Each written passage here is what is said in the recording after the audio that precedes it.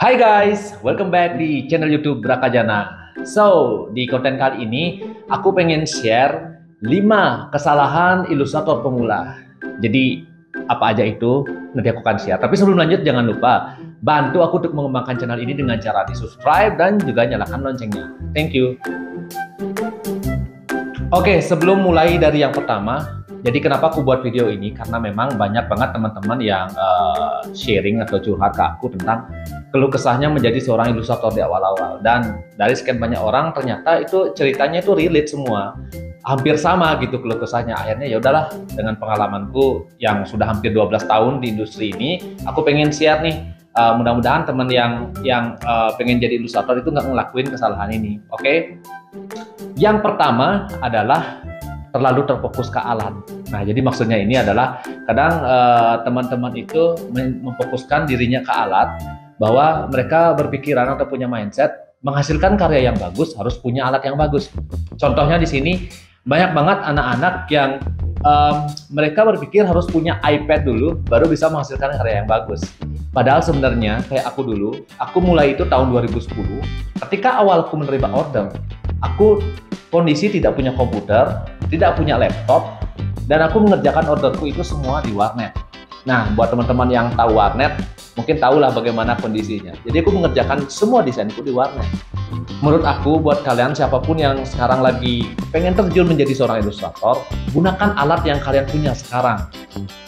Karena modal terbesar itu ya diri kalian sendiri, ya otak kalian sendiri, ya tangan kalian sendiri. Kalian punya kertas, gunakan kertas. Kalian punya pensil, gunakan pensil kalian untuk berkarya. Karena alat itu seiring perkembangan skill kalian akan terupgrade dengan sendirinya.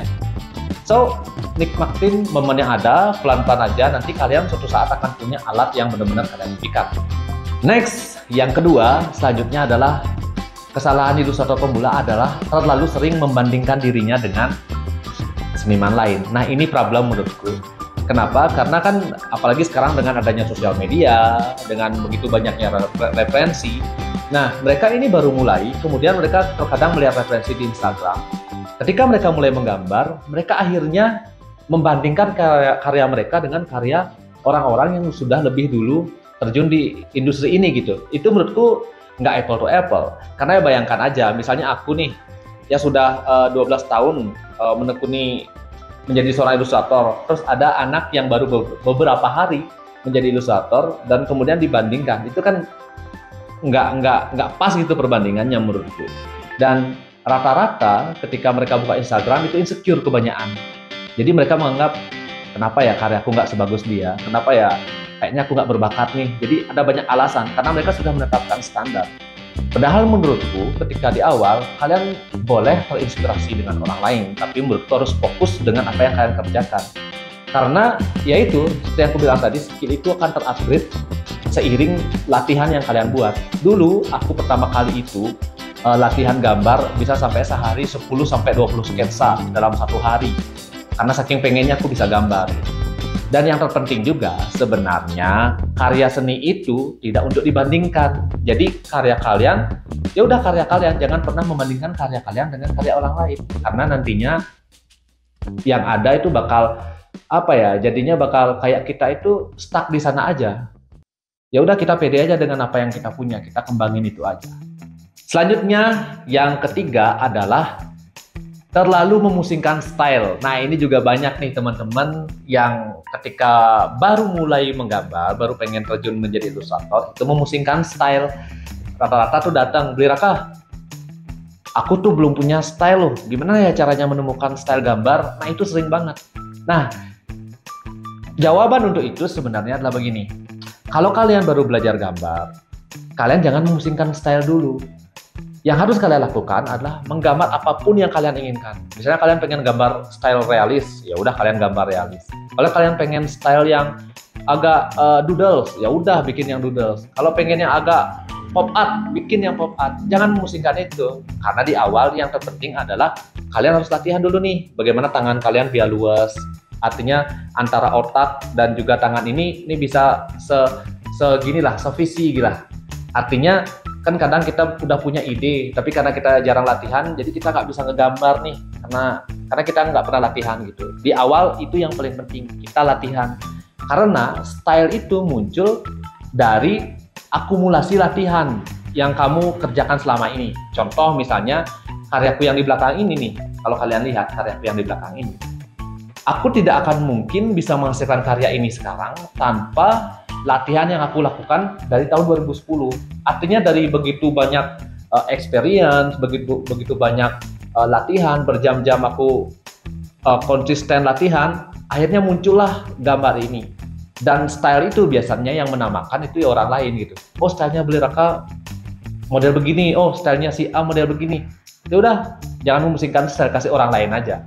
Yang terpenting buat kamu pemula, pokoknya latihan tiap hari. Latihan apapun yang pengen kamu gambar aja.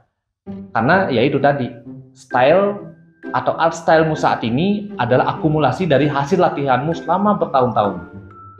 Oke, selanjutnya merupakan bisa dibilang hampir penyakit semua orang ya. Kata-kata yang sederhana tetapi sangat sulit dilakukan. Apa itu? Konsisten. Nah, kata simpel ini sebenarnya itu bisa dilatih. Dan ketika kalian bisa melatih konsistensi itu akan hasilnya sangat luar biasa. Aku sudah mempraktekkan itu. Maksudnya konsistensi ini adalah kalian mengerjakan sesuatu yang sudah kalian targetkan itu secara berulang-ulang. Nah, dari hasil yang berulang-ulang ini akan membentuk kalian menjadi sesuatu yang luar biasa. Contohnya kayak aku tadi. Dari tahun 2010 aku sudah buat program dalam satu hari harus menggambar sketsa sebanyak 10-20 sketsa. Dan itu akhirnya terulang. Akhirnya dari konsistensi itu lahirlah karyaku yang sekarang. Nah, buat teman-teman, kalian nggak mesti harus mengikuti aku satu hari harus 20 sketsa, nggak harus. Jadi kalian bisa gambar, bisa latihan sesuai kapasitas kalian. Misalnya kalian sanggup dalam satu hari hanya satu sketsa, ya udah kerjakan satu sketsa. Nanti ketika sudah terbiasa satu sketsa, nanti kalian upgrade lagi menjadi 2 sketsa. Sudah terbiasa 2 sketsa, kalian upgrade lagi menjadi 3 sketsa. Begitu seterusnya. Oke, jadi ini yang terakhir. Jadi bisa dibilang ini juga hampir banyak yang cerita ini karena aku juga kebetulan kan selain menjadi ilustrator aku juga sering ngajar juga gitu ya, sering mengajarkan menggambar gitu. Dan rata-rata ini kebanyakan adalah mereka itu pengen instan.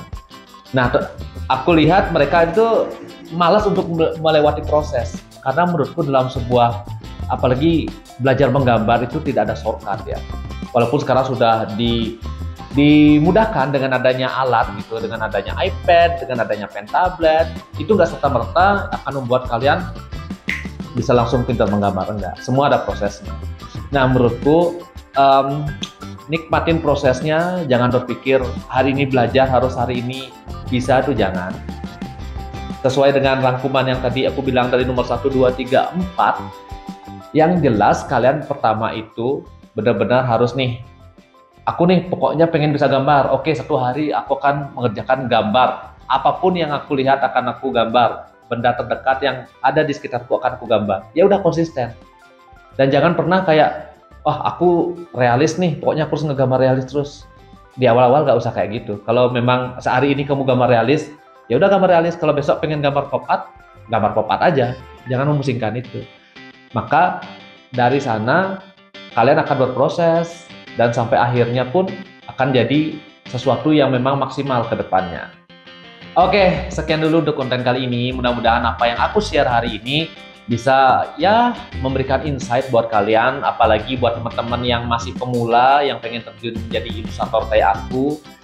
Yang bisa aku bilang sih itu. Jadi jangan pernah berpikir untuk mencari jalan pintas, pokoknya nikmatin aja prosesnya, karena suatu saat ketika kalian memang sudah lama, kayak aku nih udah 12 tahunan di industri ini, akan ada satu momen kalian kangen dengan masa-masa kalian merintis di awal. Makanya nikmatin aja di setiap momen, dan jangan pernah malu untuk bertanya juga, harus terus belajar, jangan pernah puas atau menganggap diri kalian, wah aku sudah top nih, jangan, kalian harus belajar terus. Aku sampai detik ini pun terus belajar, terus upgrade ilmu gitu ya. Mungkin untuk hari ini itu aja. Kalau kalian punya ide untuk next content seperti biasa, jangan lupa untuk bantu please untuk komen, dan seperti biasa jangan lupa klik like-nya, kemudian juga share ke teman kalian agar mendapatkan manfaat juga dari video ini, dan jangan lupa tuh di subscribe. Thank you, bye bye.